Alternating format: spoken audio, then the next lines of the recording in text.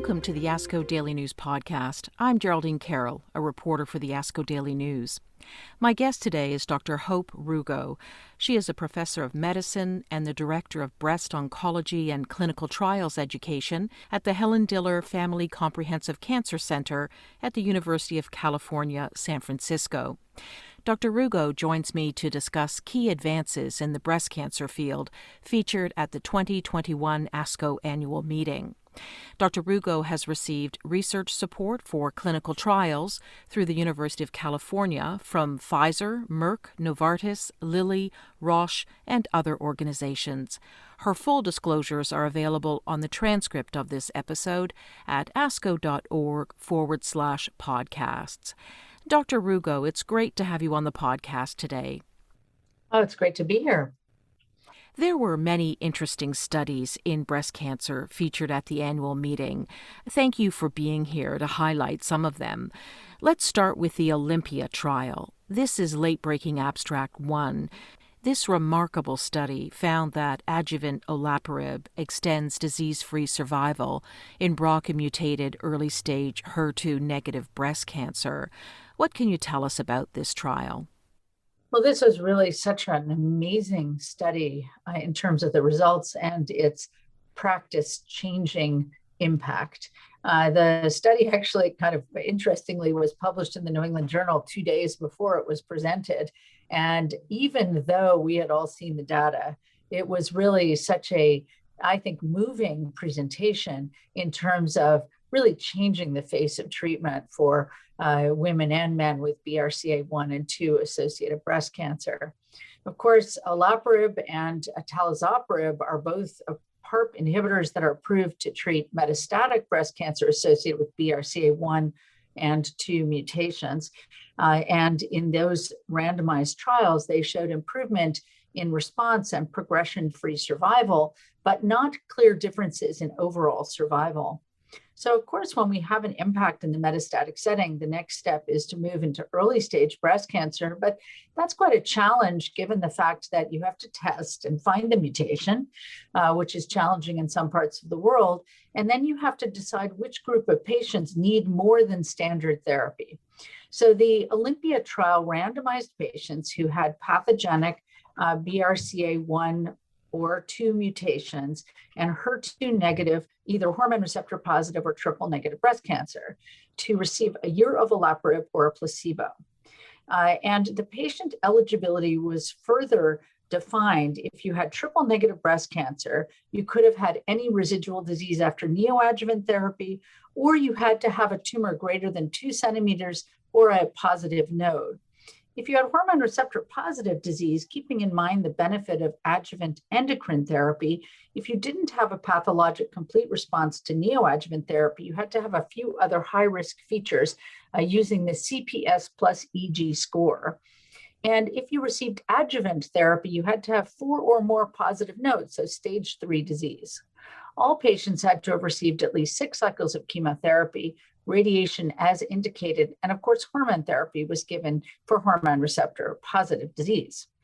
There were over 1,800 patients randomized, which was pretty, I think, impressive given the fact that everybody had to be tested.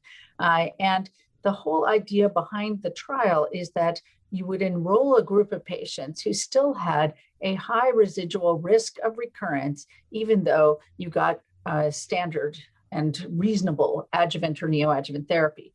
It's important to keep in mind when you think about the results of this trial is that having a BRCA mutation, and in particular BRCA1, increases sensitivity to chemotherapy. So the pathologic complete response rates, for example, in the neoadjuvant setting for triple negative breast cancer with a BRCA1 mutation are higher than in patients who don't have a germline mutation.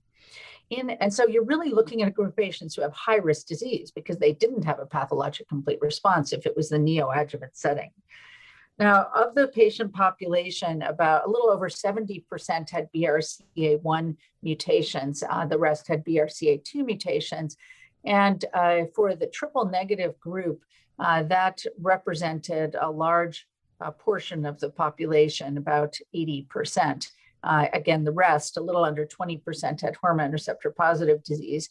As you would expect, more than 50%, about 60% were premenopausal, and about 50% received neoadjuvant therapy.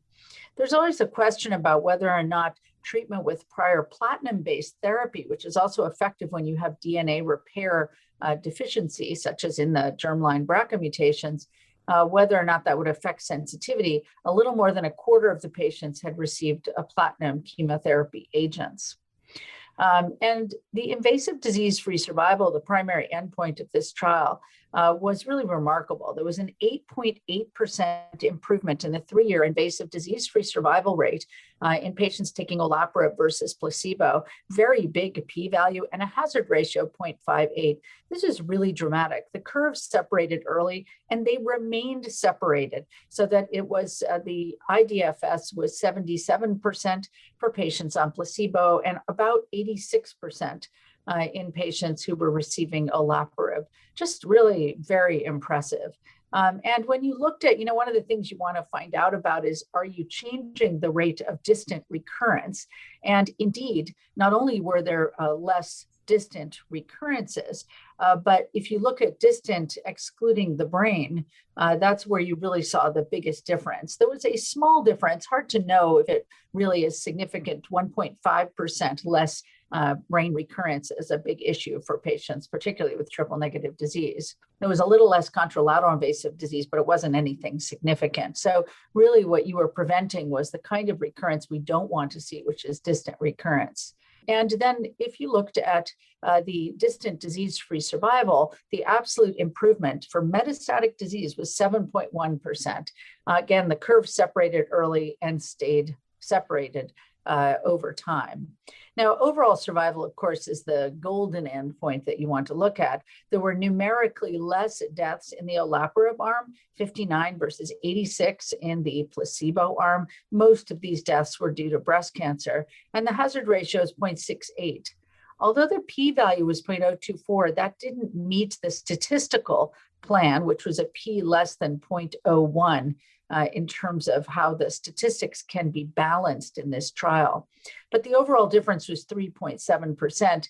And of course, there were subgroup analyses done, which showed that everybody benefited. It was impossible to see a difference. And again, only a small number of patients relatively received platinum. So it's hard to know whether or not that changed the response. In terms of the side effects, you always want to think about side effects. It was exactly what you would have expected from what we know in the metastatic setting. Not a lot of grade 3 or greater toxicities, mainly anemia was the most common at 9% and 5% neutropenia, a little bit increase of grade 3 fatigue, but only 2%. The rest of the toxicities were all grade 1 and 2. And of note, olaparib does cause nausea, 57% of patients versus 23% reported nausea with olaparib versus placebo.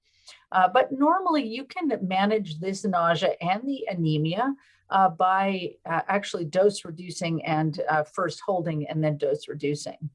One of the big questions, of course, with PARP inhibitors is if you're inhibiting repair of DNA, are you causing leukemia, new primary cancers? And it was very encouraging. Again, it's 3 years, so need to be followed out a little bit longer, maybe 5, but it was 0.2 or 0.3%. There was no increase in myelodysplasia or myeloid leukemias with the use of the PARP inhibitor, which is really important. And the global quality of life scores were identical. So even with these side effects, they could be managed and didn't impact global quality of life.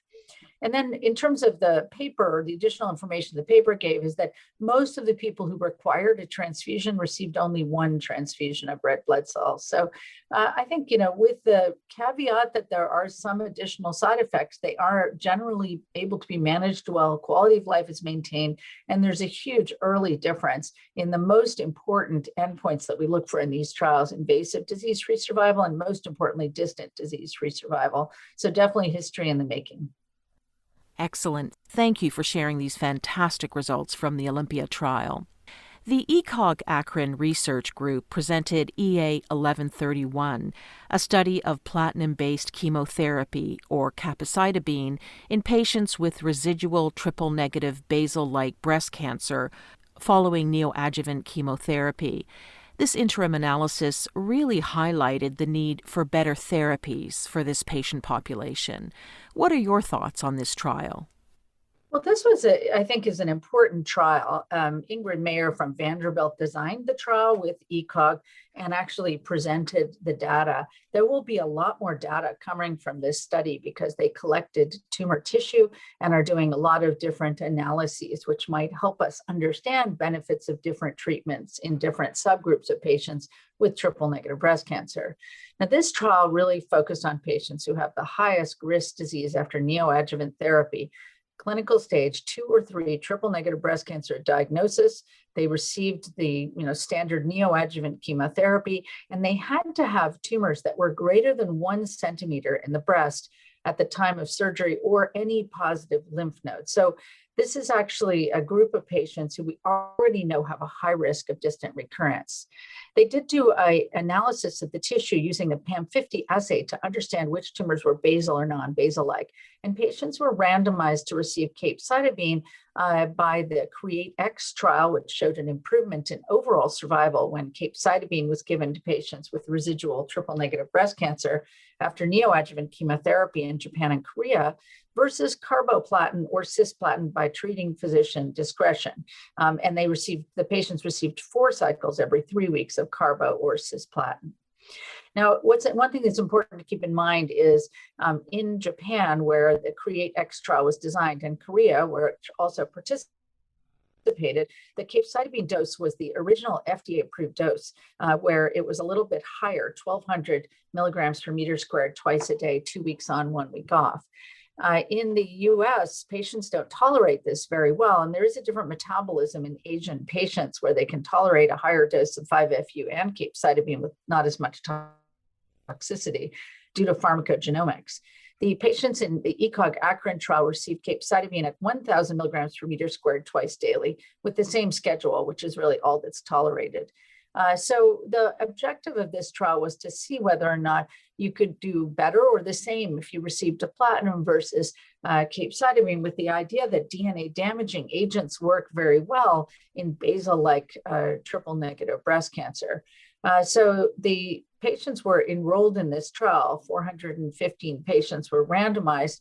And then the data safety monitoring group who were following the results at the interim analysis ended up closing the trial because they found that based on the statistics so far, that it was unlikely that the platinum arm would either be better or worse than the capecitabine arm, and they saw more toxicity in the platinum arm. So the trial was closed, and that's the data that was presented. So there was a total of 160 patients who received capecitabine and 148 who received platinum.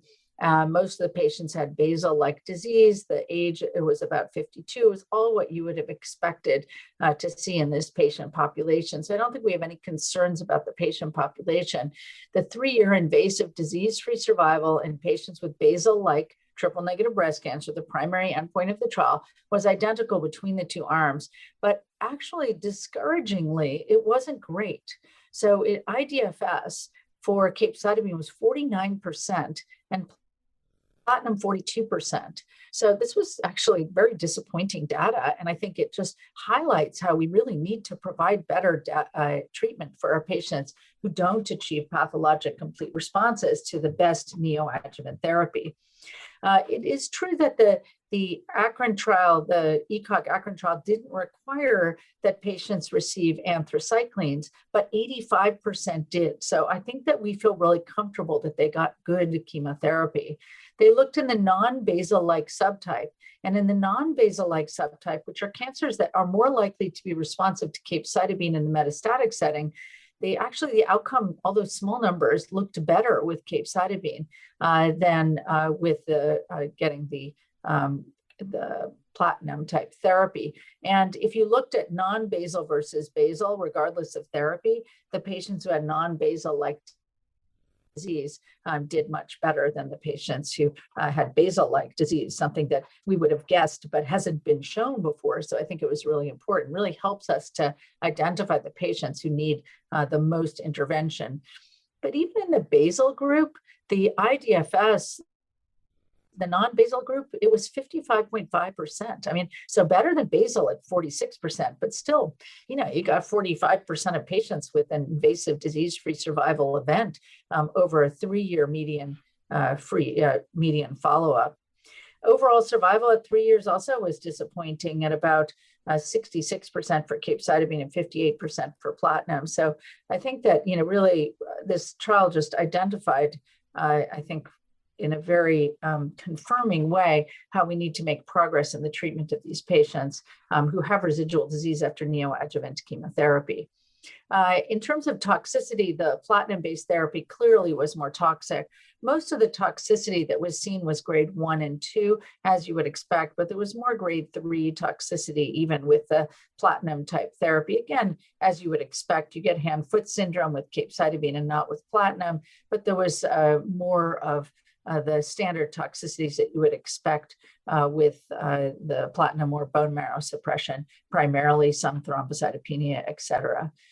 So when they looked overall at the trial population, I mentioned that most had basal subtype by PAM50, it was 80%.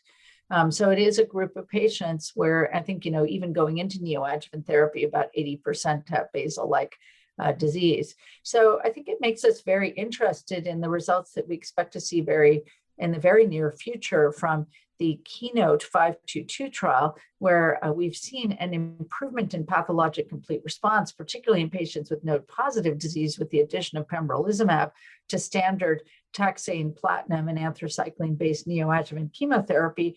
But a very recent press release noted that they have reached their event-free survival endpoint and that pembrolizumab improves event-free survival. And the importance of this data, which of course has not yet been shared, so we have to see what it looks like and what the differences are, is that they had shown earlier at the FDA's ODAC meeting in February of this year that possibly patients who don't achieve a PCR who received pembrolizumab before and after surgery had a better outcome than patients who did not receive pembrolizumab and received placebo. So how we incorporate capecitabine into the post-neoadjuvant treatment or other novel agents will very much be a subject of the next few years as we sort this out. But if the pembrolizumab data is indeed exciting, and we'll talk more about the durvalumab data in just a moment, then I think the question would be, what chemo do you give? And based on this trial, there is absolutely no indication for platinum post-operatively in patients with residual disease after neoadjuvant therapy. Capecitabine should be given, but clearly we need better options for therapy. And this is also being studied with some of the new antibody drug conjugates like sacituzumab govitecan to see whether or not we can improve outcome in these patients. Right. Well, let's look at abstract 506. This is the phase 2 GEPAR-NUEVO study. The data presented by the German breast group showed that neoadjuvant durvalumab improves long-term outcomes for patients with triple-negative breast cancer. What is your takeaway from this study? Yeah, this was really interesting and I think unexpected results based on their original presentation. This was a phase 2 neoadjuvant trial in patients with triple-negative breast cancer. And the data by the GBG and Sibylla Leubel, who runs the GBG, had already presented the data from the primary endpoint of this smaller neoadjuvant trial, which was pathologic complete response. And what they did in this trial was they treated patients with a nab-paclitaxel followed by epirubicin and cyclophosphamide. And the patients were randomized to receive the checkpoint inhibitor durvalumab versus placebo. There were 174 patients stratified by a low, medium, or high TILs. And their main endpoint, as I mentioned, was PCR. So this is a secondary endpoint of invasive disease-free survival. A group of patients received 2 weeks of durvalumab as sort of a lead-in first, and they've looked at that group separately, but it's hard to know because it's such a small trial what that means, and nobody is using a lead-in right at the moment. So their primary endpoint, as I mentioned, has been published already in Annals of Oncology in 2019. Although numerically there was a higher PCR rate in the durvalumab treated arm, this was not statistically significant.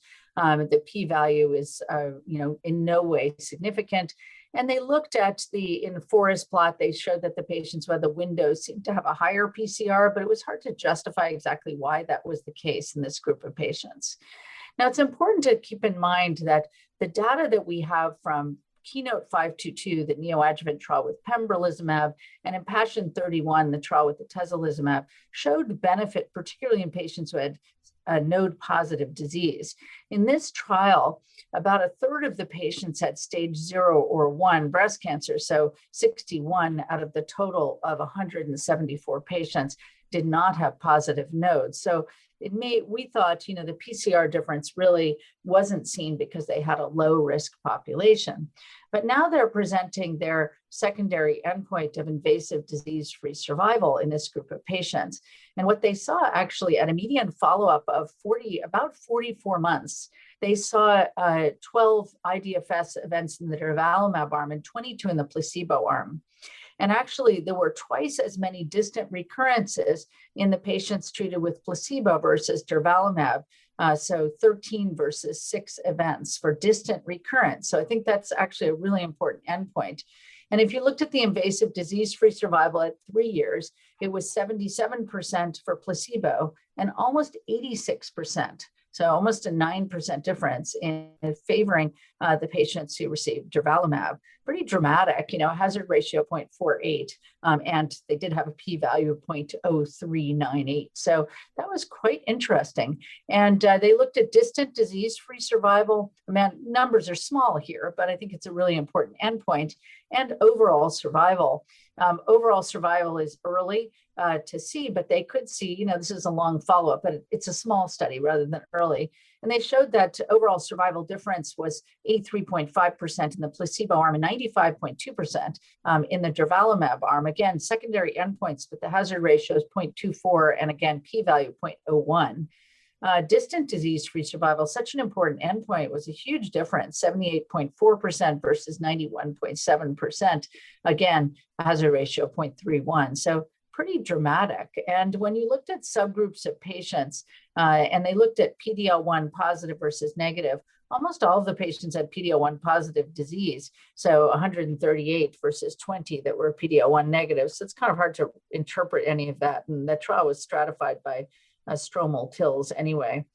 They did show that patients who had a PCR had a better outcome than patients who did not have a PCR. But among the patients who had a PCR, the patients who had durvalumab did better, again, with almost a 10% difference favoring durvalumab versus placebo. Now, this is a phase 2 randomized trial, so it's small. And so this is really hypothesis generating. But given the fact that KEYNOTE-522 and IMpassion31 gave the checkpoint inhibitor for a year, and in this situation, patients received durvalumab only in the neoadjuvant setting, it suggests that they saw this impact in patients who had a PCR that was greater in patients receiving durvalumab versus placebo. So it suggests that even though the PCR improvement was not significant, that just the treatment with a checkpoint inhibitor changes long-term outcome.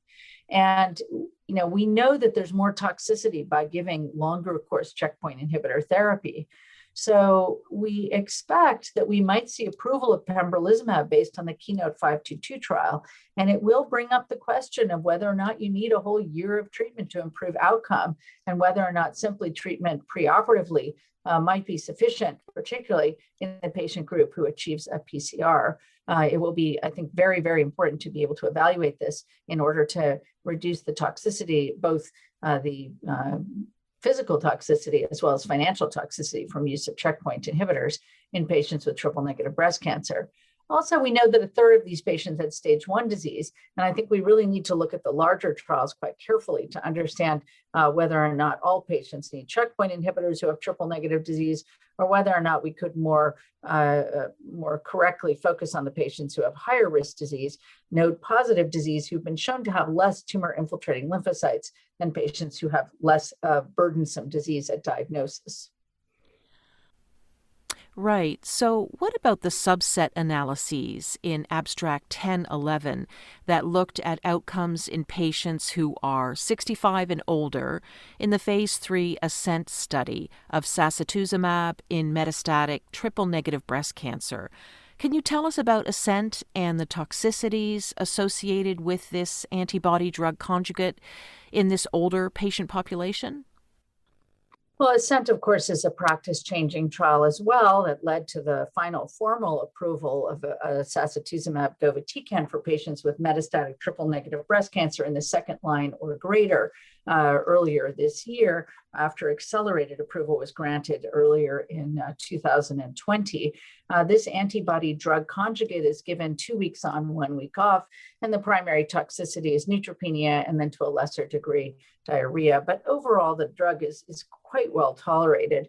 And the overall parent ASCENT trial, as the listeners know, showed an improvement in the progression-free and overall survival at the first analysis. Very impressive data with sacituzumab in this heavily pretreated triple-negative breast cancer population compared to treatment of physician choice with standard chemotherapy options, where about 50% of the patients received eribulin, which had already been shown to be better in terms of overall survival compared to other chemotherapy in the subset of patients treated in the past with eribulin who had triple-negative disease.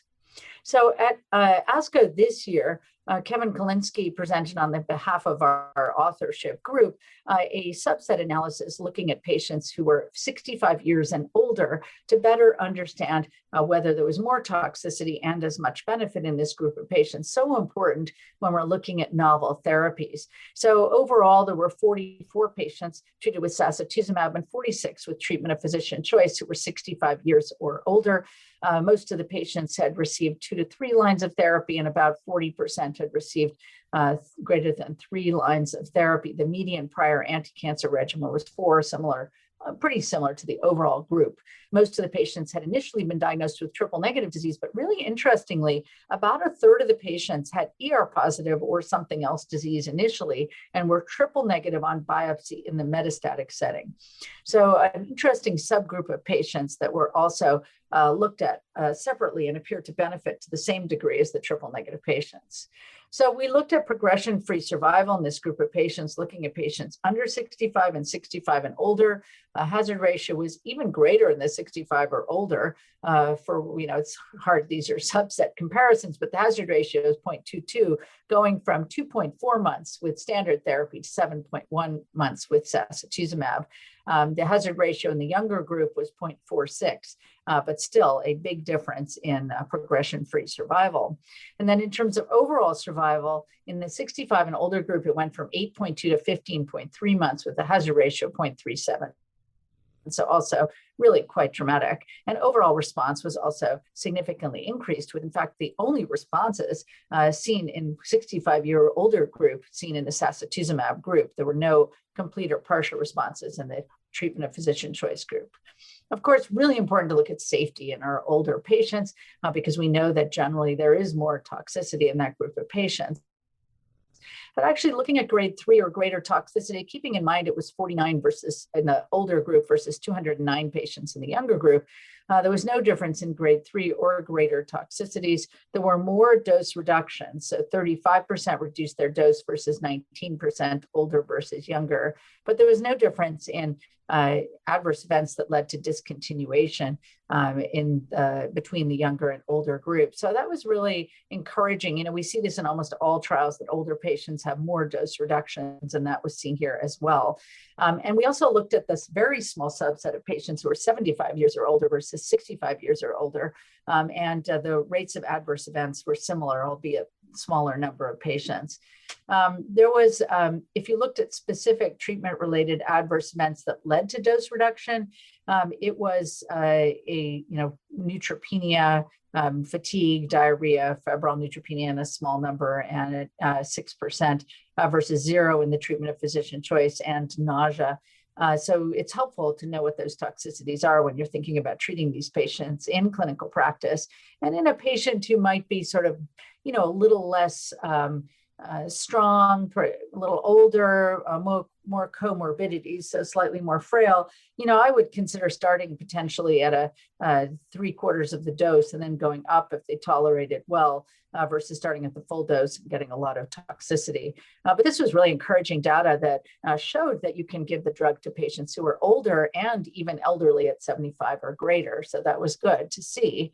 And then Lisa Carey presented additional data looking at patients who are treated in the second line or greater, because the formal approval by the FDA is in second or greater line, but most of the data looked at patients who were treated in the third or greater line. So you were supposed to have at least 2 chemotherapies for advanced disease, but you could have had one in the early stage setting if your progression occurred within 12 months.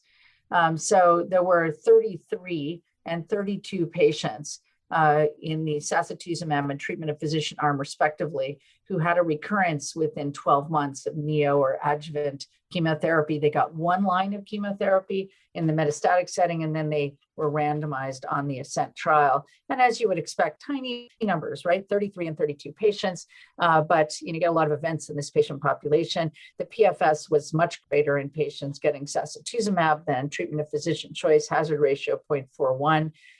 And also, if you looked at overall survival, it was double. The hazard ratio is 0.51, even in the second line setting.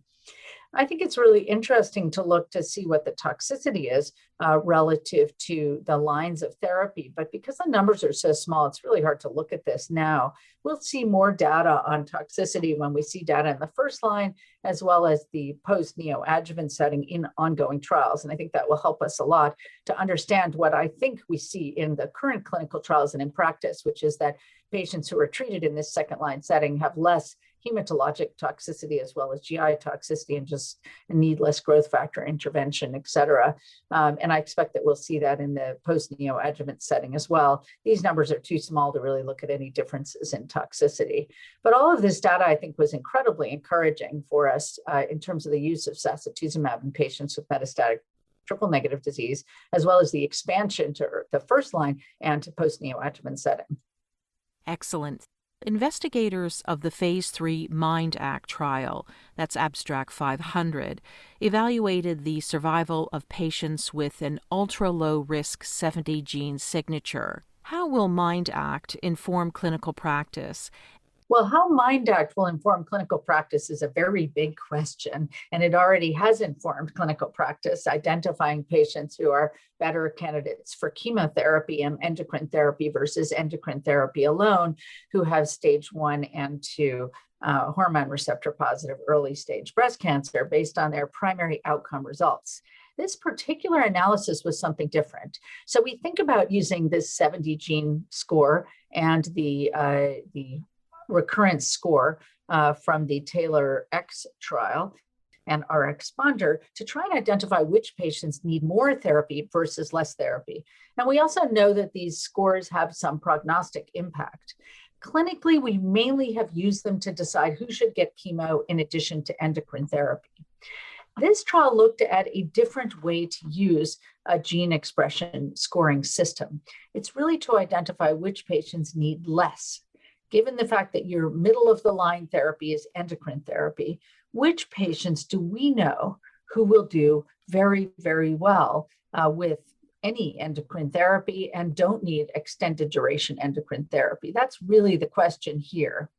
So they looked at the patients who were in the MIND-ACT trial and used data published by my colleague, Laura Esserman, who looked at a cohort of patients retrospectively and found that patients who had an ultra low score in MIND-ACT, and that's a score greater than 0.355, where +1 is the lowest end of low risk and -1 is the highest end of high risk. So greater than 0.355, she identified a group of patients who did well, regardless of whether they received tamoxifen or not, apparently, in this retrospective long-term outcome where there was 15-year follow-up.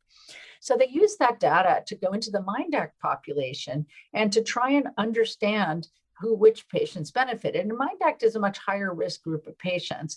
So if you looked at that original trial that Laura Esserman published, these patients had screen detected cancers. And in fact, the 70 gene signature low and ultra low risk tumors are, as you would expect, overrepresented in screen detected cancers. So, you've got this excellent survival regardless of treatment. So how do they apply it to MINDACT?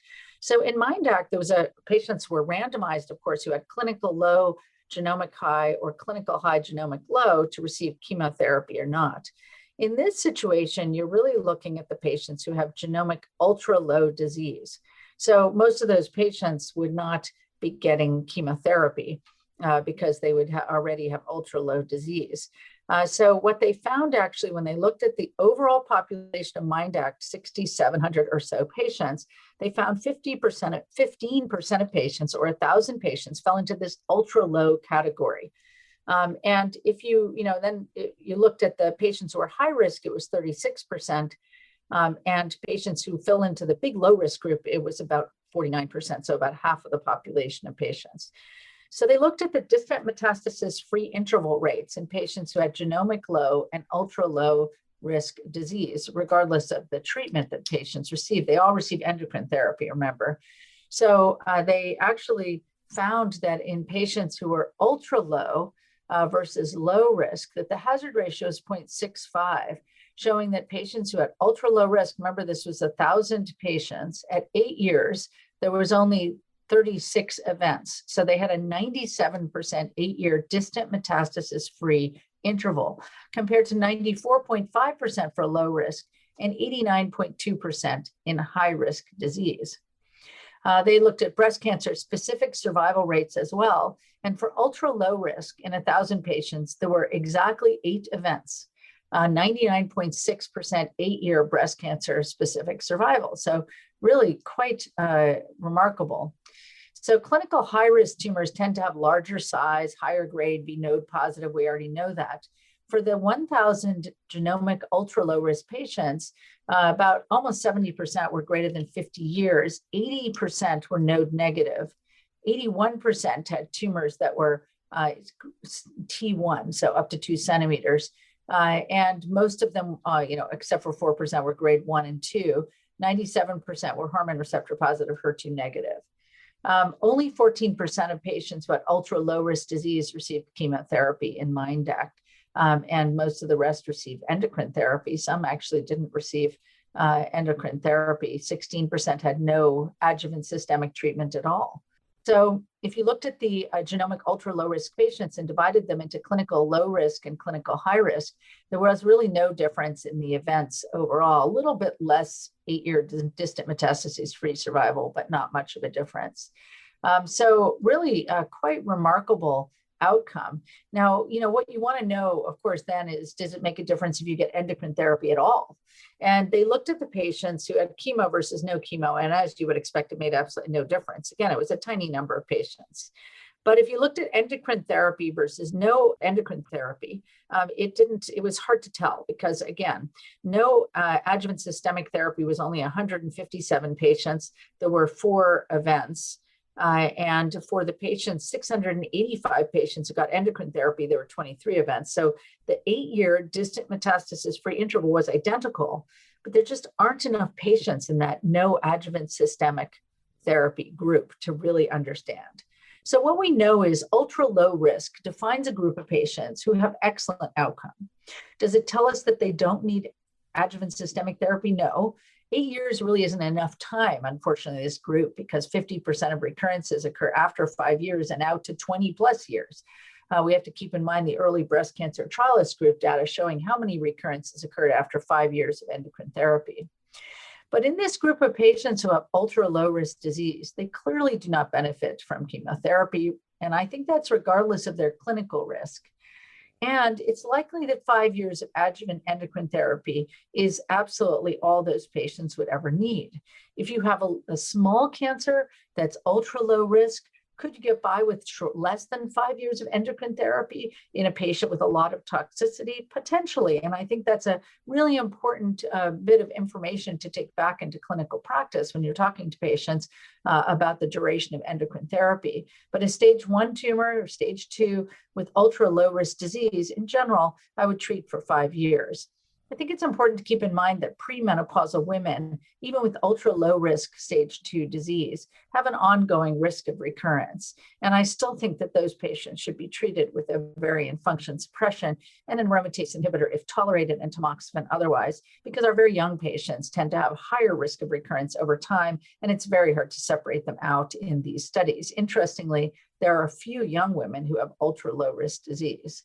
So I think this really helps us understand yet another impact of genomic tests, which is who needs less therapy, not just who needs more. Great, that's good to hear. Well, finally, the theme of the annual meeting was equity, and in Abstract 1092, you and your colleagues at UC San Francisco looked at decreased enrollment of patients with advanced lobular breast cancer compared to ductal breast cancer in interventional clinical trials. Can you tell us about this study? Yes, this was a really interesting evaluation. My colleague, a surgeon, Rita Mukhtar at UCSF, actually led this evaluation with a very good student who's working with us on some of our research trials. And the idea was that we had observed anecdotally, as have others, that patients with invasive lobular cancer tend to be less likely to meet criteria for clinical trials. So they don't have measurable disease as much. We tend to see sclerotic bone lesions, diffuse infiltration without measurable disease, and it can be much, much more difficult to meet the criteria for clinical trials. So actually what my colleagues did in this trial is look at whether or not patients with lobular breast cancer are underrepresented in clinical trials. And so they looked at the proportion of interventional stage 4 clinical trials that used RECIST in clinicaltrials.gov, and then actually looked at the patients who have RECIST measurable disease, who had lobular cancer. And it's really interesting. I mean, we just have a lot less RECIST measurable disease. And in the UCSF cancer registry, patients who were enrolled in clinical trials, if you looked at invasive lobular cancer, were markedly decreased if you compared to patients with other subtypes of breast cancer. So we think that that's probably due to the requirement for measurable disease, and that what we should do in patients who have metastatic lobular cancer is develop trials that are specifically for lobular cancer that focus on the unique biology. And there's a lot of work going on now looking at that biology, and allow patients to enroll based on their disease control rates rather than response, so that we don't require RECIST measurable disease, since that's hard to come by in invasive lobular cancer. So I think it's a really important area. It's about 15% of invasive breast cancers. We see a lot of lobular cancer in the metastatic setting, and I think it's unfortunate not to be able to enroll these patients in clinical trials. There is a lot of interest in the cooperative groups in the United States, in Europe, and in Asia, of course, in trying to do trials that are focused on addressing the needs of patients with lobular cancer, both in the early and late stage setting. Excellent. Thank you, Dr. Rugo. It's been great to have you on the podcast today. Thanks so much for sharing your valuable insight with us on the ASCO Daily News podcast. It was really a pleasure to participate, and thank you for putting together these podcasts. And thank you to our listeners for your time today. If you enjoyed this episode, please take a moment to rate and review us wherever you get your podcasts.